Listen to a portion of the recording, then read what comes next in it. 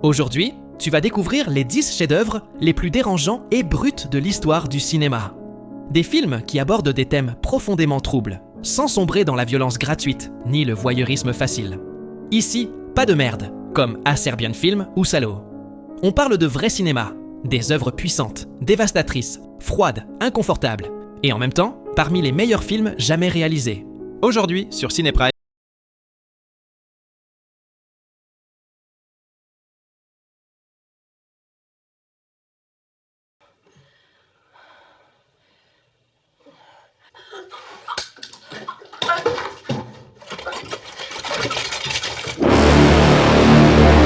Beaucoup de films ont montré l'horreur du monde de la drogue, mais aucun n'a osé le faire avec une perspective aussi crue et désespérée que moi, Christian F. Inspiré de faits réels, le film raconte la chute d'une gamine de seulement 13 ans, qui après avoir commencé à faire la fête, plonge dans une spirale d'addiction qui l'amène à la pire décision de sa vie, essayer l'héroïne. Ce qui est dévastateur dans ce film, c'est qu'il ne cherche ni à émouvoir ni à choquer. Il observe. Il montre, sans fioriture ni filtre, comment une adolescente ruine sa vie et celle de son entourage. Et le plus perturbant, pour continuer à consommer, elle finit par se prostituer. Le film accompagne cette déchéance dès le début, d'une enfant innocente à la maison, jusqu'à une figure décharnée et perdue, sans avenir, sans dignité. Mais le plus terrible, ce n'est pas de la voir elle. C'est de comprendre que ce n'était pas un cas isolé. C'est toute une génération qui a été sacrifiée à cause de l'héroïne.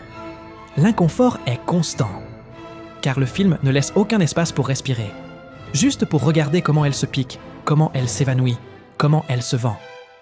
Christian F. ne crie pas, ne pleure pas. Elle te force simplement à regarder.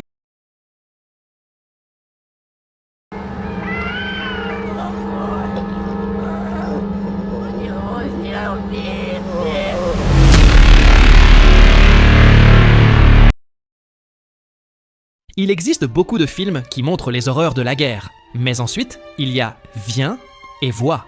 Le film nous montre les exterminations nazies dans certains villages de Biélorussie, mais à travers les yeux d'un pauvre gamin. Le film est brutalement cru, dérangeant, même sans montrer un seul meurtre à l'écran. Ce qu'on voit, c'est un enfant qui passe de l'illusion de défendre son pays à perdre absolument tout, jusqu'à être littéralement mort de l'intérieur, avec ce regard vide de 1000 mètres qui le hantera à vie. Le titre dit tout. Viens et vois. Pas de fioritures, pas d'effets. Juste la vérité de ce qui s'est passé. Il n'y a pas de fin heureuse. Ce qui s'est passé et a brisé des vies à jamais, y compris celle de l'enfant. Pas de musique épique, pas de discours héroïque. Juste le chaos, les cris et le silence. L'inconfort ne vient pas de ce qu'on voit, mais de ce qu'on ne pourra plus jamais oublier. My daughter, a congenial atmosphere, my cherry pie. Lolita est l'un des films les plus inconfortables de l'histoire du cinéma. Et pas pour ce qu'il montre, mais pour ce qu'il suggère. Kubrick a adapté le roman polémique de Nabokov avec une froideur chirurgicale. Une histoire sur l'obsession d'un adulte pour une gamine, racontée de son point de vue. Mais loin de la justifier, le film l'expose avec ironie et distance. Ce qui est vraiment dérangeant, c'est la manière dont le protagoniste tente de rationaliser l'impardonnable, pendant que Kubrick laisse le spectateur tirer ses propres conclusions. Aucun sentimentalisme, aucun mélodrame, juste de l'inconfort, une ambiguïté morale et un silence plus lourd que n'importe quel dialogue. Le film ne montre rien d'explicite, et pourtant, il suggère tout. Et c'est justement ça qui le rend encore plus inquiétant. Lolita ne cherche pas à provoquer pour provoquer. C'est un chef-d'œuvre inconfortable, dévastateur, qui dépeint le désir le plus destructeur, sans excuse, sans maquillage. Un miroir gênant qui continue à faire débat, plus de 60 ans après.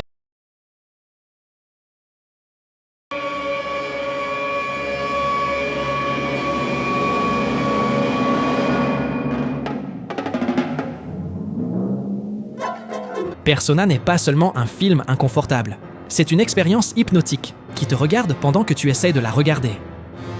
Bergman met en scène un duel psychologique entre deux femmes, une actrice qui a décidé de ne plus parler et son infirmière, qui commence peu à peu à se désintégrer face à ce silence. L'inconfort ne vient pas du conflit extérieur, mais de l'intérieur. Des identités qui se dissolvent, des masques qui tombent, des vérités crues qu'on préférerait ne pas entendre.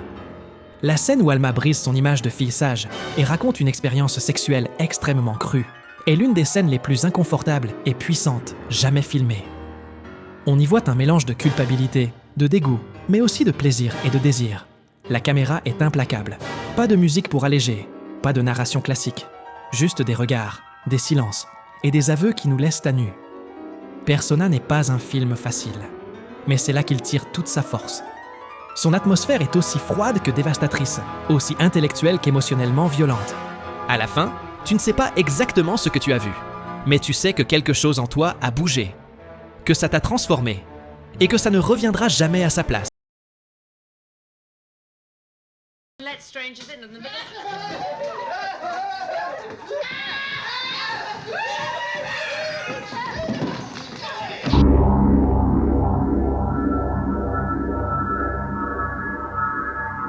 Orange Mécanique est l'un des films les plus controversés et mal compris de l'histoire. Kubrick n'a pas simplement filmé une histoire de violence, mais une réflexion profondément dérangeante sur le libre arbitre, la punition et la morale imposées par l'État. À travers Alex, un jeune homme sadique et charismatique, on est confronté au pire de la nature humaine. On assiste à des passages à tabac de clochard et à des agressions sexuelles, du point de vue d'Alex. Mais ce qui est vraiment perturbant, c'est le moment où le système décide de le corriger, en supprimant totalement sa volonté.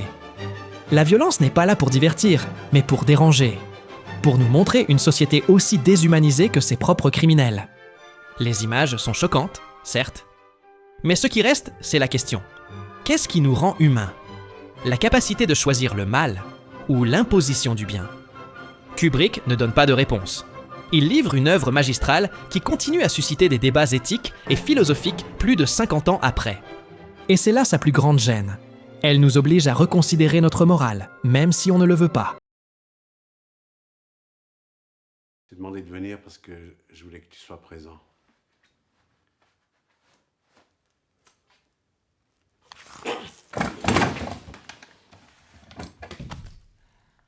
Caché n'a pas besoin de crier pour déranger.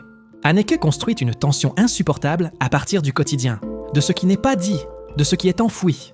L'histoire tourne autour d'une famille bourgeoise française qui commence à recevoir des cassettes vidéo anonymes. Quelqu'un les surveille. Mais ce qui inquiète vraiment, ce n'est pas qui les filme, mais pourquoi. Peu à peu, ce qui semblait être une menace extérieure révèle quelque chose de bien plus inconfortable. Une culpabilité historique, enfouie sous le confort d'une vie aisée. Cachée par du colonialisme, du racisme systémique et de la manière dont l'Occident a appris à détourner le regard.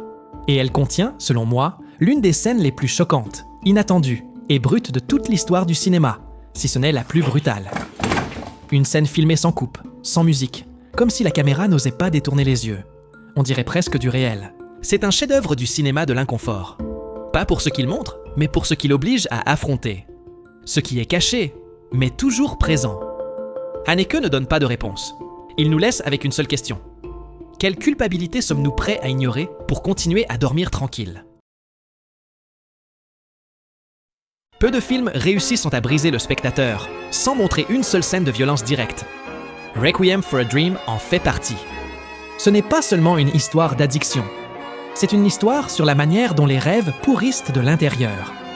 4 personnages, 4 vies qui commencent avec l'espoir de s'en sortir, de s'élever, d'être heureux, et qui finissent piégés dans un cauchemar dont on ne peut s'échapper. Aronofsky ne filme pas la drogue, il filme la descente, la dégradation physique, mentale, émotionnelle, l'isolement, le désespoir, la perte totale de contrôle. Et il le fait avec un rythme presque hypnotique, une bande-son inoubliable et un montage de plus en plus frénétique, jusqu'à devenir insupportable.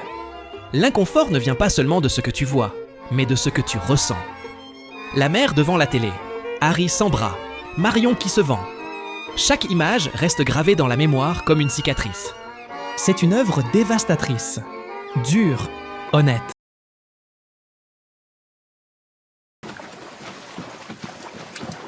Ciao bella. Wieso?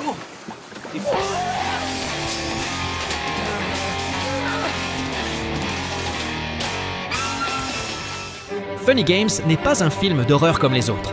C'est une critique violente du spectateur. Une gifle directe à celui qui cherche la violence comme divertissement.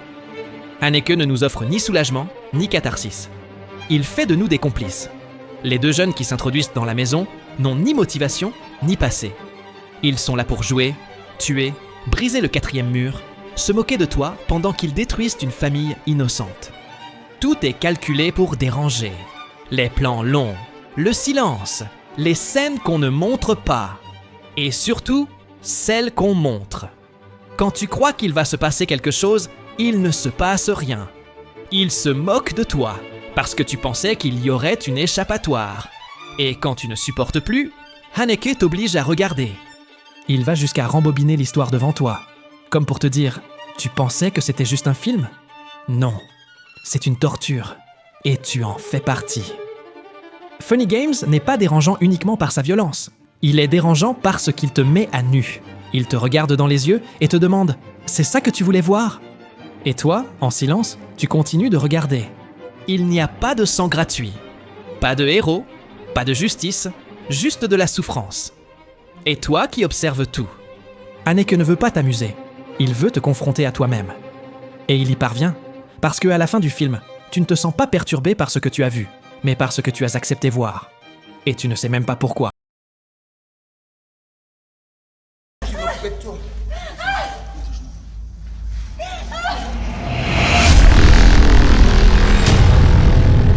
Irréversible n'est pas qu'un film, c'est une expérience dévastatrice. Gaspard Noé construit son récit à l'envers, te forçant à voir d'abord l'enfer, et seulement ensuite tout ce qu'il y avait à perdre. Dès les premières minutes, le chaos est total. Une caméra qui tourne sans contrôle, un environnement infernal, un crime atroce.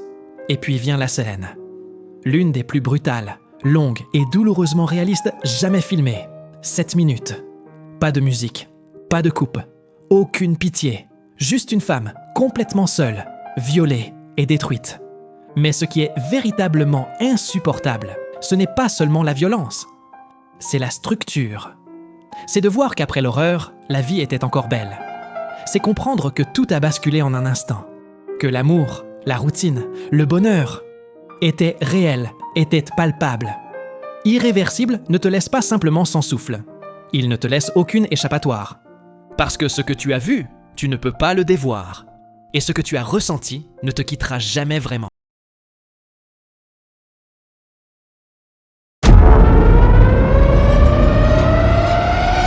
La pianiste n'a pas besoin de sang, ni de violence graphique pour te laisser complètement détruit. C'est probablement le film le plus inconfortable jamais réalisé, non pas à cause de ce qu'il montre, mais de ce qu'il te force à ressentir. Haneke t'entraîne vers le fond, avec une froideur chirurgicale, sans élever la voix, sans artifice. Erika est professeure de piano, irréprochable, brillante, imperturbable.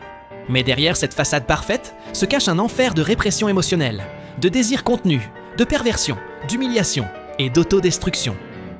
Elle vit avec sa mère dans une relation aussi étouffante que malsaine, une prison psychologique qui a façonné chaque recoin de son être. Son corps, son intimité, sa volonté ne lui appartiennent pas. Jusqu'à l'arrivée d'un jeune élève, naïf, idéaliste. Et alors tout explose. Ce qui aurait pu être une échappatoire devient une nouvelle descente dans l'obscurité la plus profonde. Il n'y a pas d'érotisme. Seulement de l'inconfort, de la peur, de l'humiliation. Une tension si dense qu'on pourrait la trancher au couteau. La pianiste ne te frappe pas. Elle te décompose, lentement. Elle te regarde droit dans les yeux et te dit que l'horreur véritable n'a pas besoin de monstres ni de sang. Il suffit de montrer une personne brisée de l'intérieur, enfermée dans un monde où même l'amour ne peut plus la sauver. Et quand le film se termine, il n'y a pas de soulagement, seulement le silence.